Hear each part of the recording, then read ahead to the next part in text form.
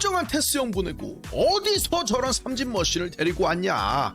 이거 참 답답한 소리, 헛소리 하지 좀 마라. 우리가 언제 OPS 0.9 슬러거를 보유해나 봤냐. 25시즌을 앞두고 기아가 야심차게 영입한 외국인 타자 패트릭 위즈덤을 두고 팬덤 내 여러 이야기가 나오고 있죠. 그냥 제대로 걸리면 의심의 여지가 없는 큰 타구, 시원한 홈런이 나오지만 정말 지금껏 경험해본 적이 없는 어마어마한 비거리와 타구 속도가 그냥 가스 활용수 마냥 유쾌상쾌 통쾌합니다.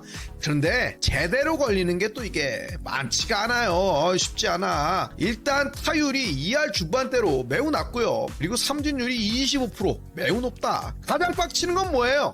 득점권 타율이 2할 5푼대야. 해결사로서의 면모를 전혀 보여주지 못하고 있다. 그래서 오늘 준비했습니다. 패트릭 위즈덤 교체해야 되냐? 구독, 좋아요 부탁드립니다. 자, 원래 컨텐츠는 뭐 담백하게 핵심만 정리하는 게 좋은데 이 아젠다는 좀 앞뒤 배경을 정리할 필요가 있어요. 도대체 잘 치고 있던 소크라테스를 왜 보냈냐, 이런 질문하시는 분들이 꽤 많거든요. 자, 첫째, 코너 외야수로서 소크라테스 브리또는 냉정하게 매력이 떨어지는 외야수입니다. 일반적으로 좌익수나 우익수는 중견수보다 타격 생산성이 높아야 돼요. 수비에서의 움직임이 상대적으로 많지 않기 때문에 타석에서의 활약을 기대하는 게 이상한 일이 아니죠. 테스는 첫해 중견수로서 OPS 0.848, 23년에는 OPS 0.807을 때리면서 애매하다라는 평가를 받아요. 그래, 중견수 치고는 20개 이상의 홈런과 좋은 주력, 그리고 무엇보다 잔부상 없는 강철 같은 몸,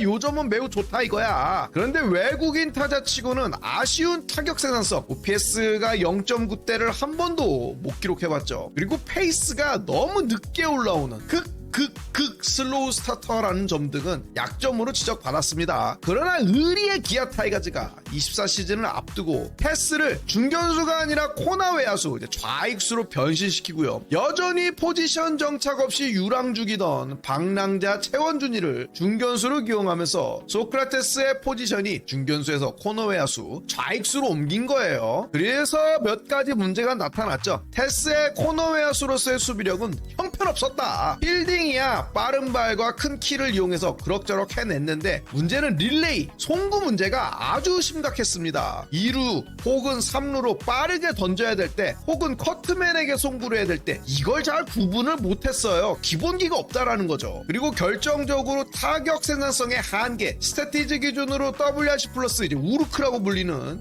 요게 125, 121 타고 투저였던 24시즌 규정 타석을 채운 선수 중에 한화의 페라자를 제외하며 가장 낮은 OPS를 기록한 선수가 소크라테스였습니다. 거기다가 기아가 야심차게 육성 중인 최원준이 24시즌 풀타임 중견수를 소화하면서 드디어 유의미한 타격 생산성을 올렸거든요. 최영우, 나성범, 김선빈이라는 커리어가 검증된 베테랑 야수들, 그리고 3년차에 리그 MVP로 선정한 미래가 창창한 김도영이 신인 때 공들여 키워온 최원준과 박찬호, 다소 늦은 나이긴 하지만 타격에 눈을 떴다라는 평가를 받는 이우성 등 팀 전반의 야수 퀄리티에 자신감이 생긴 기아 프런트는 25시즌 또다시 챔피언 자리를 노리며 외국인 야수 업그레이드 버튼을 누르고 말았습니다. 기아의 선택은 누구였어요?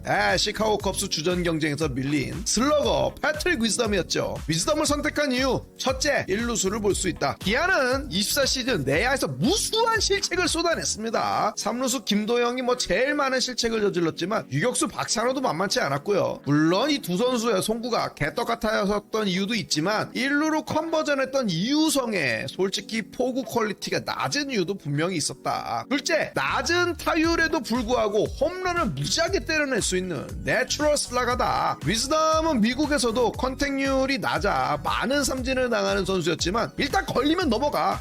이런 무등산 수박 쪼개지는 소리가 막 나죠. 메이저리그 통산 88개 홈런을 친 검증된 슬러거입니다. 자, 셋째, 진정한 OPS형 타자다. 선수다. 일반적인 삼진 머신들하고는 좀 궤를 달리하는 선수가 분명합니다. 삼진율이 높다, 타석 대응, 플레이트 디서플린 전반이 좋지 못한 선수를 의미하지만 위즈덤은 컨택이 낮은 거지 자기만의 스트라이크 존은 확실한 선수고요. 빠른 공과 변형 패스트볼, 체인지업에는 나름대로 강점을 가진 선수예요. 그래서 삼진도 많이 당하지만 볼넷을 골라 출루할 줄 아는 선수고요. 인플레이 타구를 만들면 굉장히 빠른 타구 속도로 장타를 칠 수 있는 OPS형 타자란 뜻이죠. 기아가 높은 삼진과 낮은 에버리지, 타율이라는 이 리스크를 알고도 위즈덤을 픽한 이유는 자, 우선 이미 기아에는 높은 에버리지를 바탕으로 꾸준히 출루할 수 있는 선수가 많이 있다. 위즈덤은 이들이 출루했을 때 한 번에 다득점을 쓸어 담아줄 장타력이 있는 선수다. 마지막으로 한 경기에 멀티 출루, 멀티 히트 이런 거 필요 없다는 뜻입니다. 한방 일격필살이면 된다야. 이런 생각으로 위즈덤을 데려왔습니다. 그리고 위즈덤은 실제로 그렇게 해주고 있어요. 자, 6월 23일, 그러니까 지금 이제 새벽인데요. 6월 23일까지의 위즈덤의 성적을 살펴보면 타율이 2할 6푼 8리에 출루율이 3할 7푼 6리, 장타율이 0.547, OPS가 0.923, 스태티즈 기준 WRC 플러스가 162.8이고요.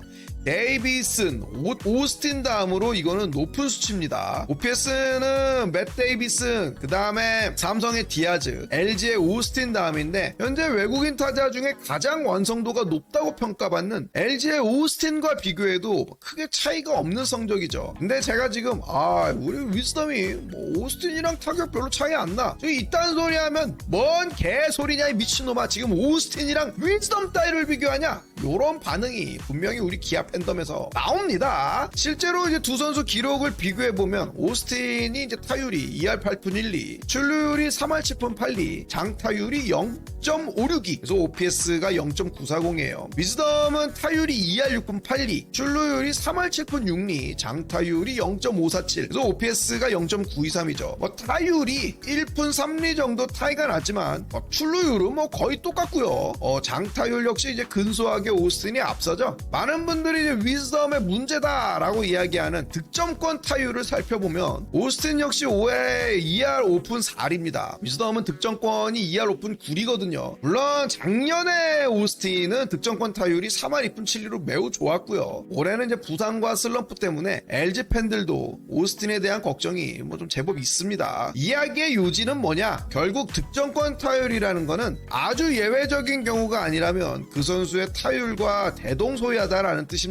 그리고 한 해 정도 높다라면 또 그 다음에는 낮을 수도 있고요. 전체적인 커리어 평균을 내보면은 그 선수가 가지고 있는 커리어 타율 평균과도 매우 흡사해지는 그런 특징을 가지죠. 제가 이것 때문에 위즈덤을 변호하려는 게 아니라 지금까지의 데이터를 기반으로 이야기를 해보자는 겁니다. 내가 느끼는 체감과 현실과는 언제든지 괴리가 있을 수 있거든요. 위즈덤이 실망스러운 건 사실이에요. 우선 20경기가량 결장을 했다라는 점이 가장 큰 비판 대상이고요. 전임 소크라테스는 첫 시즌 김광현의 이제 사구에 얼굴을 맞는 그런 사고가 있었죠. 그때만 결장했을 뿐이지 진짜 새 시즌 철강한 같은 경기 소화력을 보여줬습니다. 위즈덤은 올해 감기 몸살로 결장, 허리 통증으로 보름을 쉬었어요. 가지가지한다. 안 그래도 이 새끼 말고도 팀에 부상자들이 많은데 그 기간에 기아가 겪었던 1루 수비의 혼란함과 타격 생산성의 빈곤함을 생각하면 진짜 피가 거꾸로 솟죠. 두 번째, 오스틴과의 비교가 어찌됐든 클러치 상황, 하이레버리지 상황에서 해결사 역할을 못하는 거는 팩트입니다.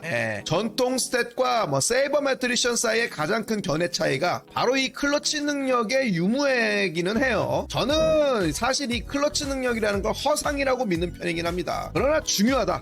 클러치 히터는 있다 라고 믿는 분들의 견해도 충분히 존중합니다. 그걸 갖고 위즈덤을 옹호하고 싶은 생각은 1도 없어요. 어쨌든 팀이 이기기 위해서는 득점이 필요하고 득점을 위해서는 타점을 올려줄 해결사가 필요하니까요. 올 시즌 최영우가 기아 팬덤 내 전폭적인 지지를 받는 가장 큰 이유, 뭐니 해도 클러치 상황에서 보여주는 해결사다운 면모다. 최영우의 현재 득점권 타율이 3할 3푼 3리고요. 최영우의 시즌 타율인 3할 2푼 7리보다도 높습니다. 위즈덤은 타율 자체도 낮은데 득점권 타율은 더 형편없는 선수죠. 마지막으로 득점권 상황에서 찬물도 찬물인데 인플레이 상황을 너무 못 만들어요. 삼진이 많다라는 뜻이죠. 이 부분을 각오하고 기아가 영입했다지만, 그리고 볼넷을 지금 14% 정도로 골라 출루하고 있다지만 데미지가 없는 건 아닙니다. 특히 주자가 깔려 깔려있는 상황에서 최소한의 진루타도 치지 못하고 삼진으로 물러나는 걸 보면 이거 환장하겠거든요. 자, 반대로 패트릭 위즈덤이 팀에 공헌하고 있는 부분도 분명히 있어요. 첫째, 내야 안정화에 매우 큰 기여를 하고 있다. 1루와 3루 코너 내야 양쪽을 굉장히 높은 퀄리티로 지켜주고 있죠. 위즈덤이 3루를 볼 수 있어서 현재 5선우를 1루수로 쓰며 최대한 많은 출장 기회를 부여할 수 있게 됐어요. 메이저리그 스카우팅 리포트를 보면 패트릭 위즈덤의 내야 수비를 재앙이라고 표현되어져 있는데, 역시 타구 속도가 KBO보다 빠른 메이저리그에서는 위즈덤의 이 필딩이 나쁜 평가를 받았지만 국내에서는 좋은 핸들링을 보이고 있고요. 다만 3루에서 1루로 가는 송구가 간혹 부정할 때가 있습니다. 아마 이 정도면은 정말 최상급 코너 내야수라고 볼 수 있고요. 둘째, 무시할 수 없는 비율 스탯의 이 양호함. 아마 팬들이 느끼는 체감과 이 스탯 간의 괴리가 이해되지 않을 정도로 크다. 현재 스태티즈 기준으로 종합 RAA 1위가 우리 위즈덤입니다. OPS는 요즘은 2차 스탯도 아니죠. 사실 이거는 출루율 더하기 장타율이기 때문에 세이버 매트릭스라고 볼 수도 없어요. 그냥 전통 스탯이지. OPS만 봐도 0.9, 위즈덤은 투고 타자 시즌에 굉장한 가치를 가지는 타자라고 볼 수가 있고요. 셋째, 디아즈의 27개는 까마득하게 미치지 못하고 있지만 20경기가량 결장하고서도 현재 13개의 홈런, 12개의 2루타로 장타력을 과시하고 있습니다. 결론을 말하면 위즈덤이 기대에 못 미치는 건 맞지만, 그러나 지금 당장 이 선수를 교체한다? 이거는 좀 말도 안 되는 소리다. 굉장히 신중해야 될 필요가 있습니다. 늘 제가 말씀드리지만 우리가 네이버나 스태티즈에서 쉽게 찾아볼 수 있는 지표 외에 정말 구단의 전력 분석질이 선수들의 퍼포먼스를 분석하는 기준과 잣대가 별도로 또 있어요. 그래서 항상 팬들의 여론과 현장의 결정은 괴리가 있을 수밖에 없죠. 이건 소크라테스 때도 마찬가지였어요. 실제로 기아가 위즈덤에 대해 어떤 입장을 갖고 있는지는 저 역시 매우 궁금합니다. 정말 단순히 클러치 상황에서만 약한 건지, 아니면 선수의 메커니즘, 타격 밸런스가 무너져 있는지, 이 부분은 저도 궁금하거든요. 저도 야구를 사회인 야구를 또 하고 또 레슨도 받고 배우고 하는 입장에서 기본적으로 좋은 스윙, 좋은 밸런스에 대해서 뭐가 좋은 건지는 알고 있지만, 어줍지 않은 방구석 유튜버의 눈으로 엘리트 선수의 메커니즘에 대해서 이러쿵저러쿵 이야기하고 싶진 않거든요. 그래서 어지간하면 그런 부분에 대해서는 말을 아끼고 싶고요. 위즈덤이 태생적으로 아웃코스에 약한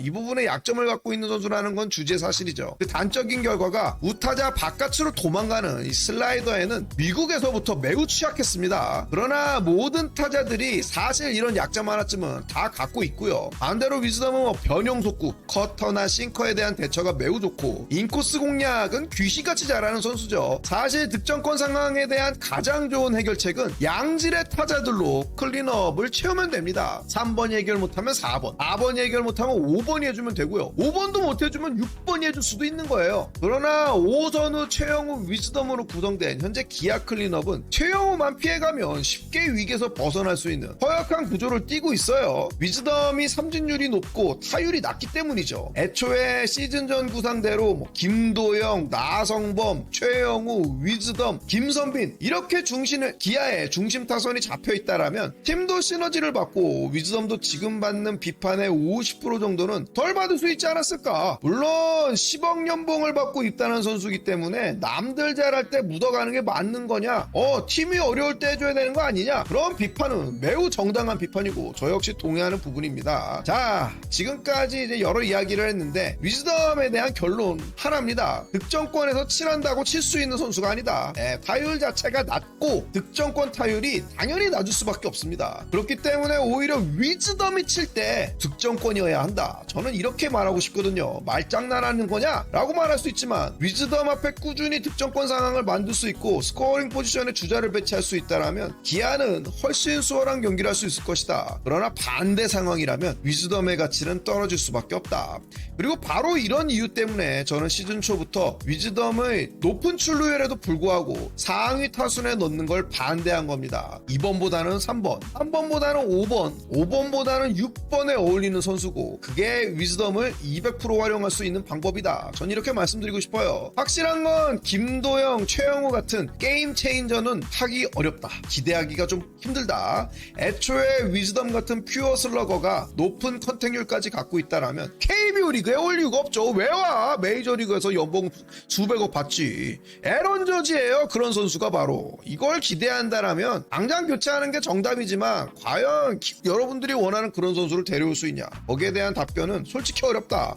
일단 김도영의 복귀까지 위즈덤은 교체할 수 없습니다. 마땅한 3루 대안이 현재 기아 내에 없어요. 3루 수비를 위즈덤만큼 하면서 공격력이 더 뛰어난 외국인 타자가 현재 DFA 시장에 있냐? 제가 아는 바로는 없습니다. 네. 1루수로 한정짓는다라면 대안을 알아보는 건 그리 어렵지 않겠지만 정말 교체될 확률을 묻는다라면 저는 30% 미만이라고 봐요. 이대로 시즌이 계속된다라는 가정하에 위즈덤은 30홈런 그리고 123진을 당할 전망인데요. 기아가 어느 쪽에 리스크와 리턴을 더 높게 평가할지는 모르겠습니다. 자, 위즈덤을 욕하는 것도 맹목적으로 무조건 잘할 거다 기대하는 것도 사실 의미는 없어요. 중요한 건 이 선수를 어떻게 활용하느냐. 타이거즈가 위즈덤을 지키고 함께 동행하기로 했다라면 득점권 상황에서 위즈덤이 치게 만들 게 아니라 위즈덤의 타석대 득점권이 되어져 있어야 된다. 요거를 머릿속에 갖고 타순이나 전체적인 게임 플랜을 짜야 된다고 생각하고요. 이게 팀 운영의 핵심이고 어차피 7, 8월 예비 자원이 다 복귀하기 전까지 기아는 오선우, 최영우, 위즈덤 이 3명의 클린업에 기댈 수밖에 없습니다. 자, 오늘 준비한 영상은 여기까지고요. 여러분의 의견 댓글로 남겨주시면 저도 참고하도록 하겠습니다. 감사합니다. 놀고 싶다였습니다. 안녕.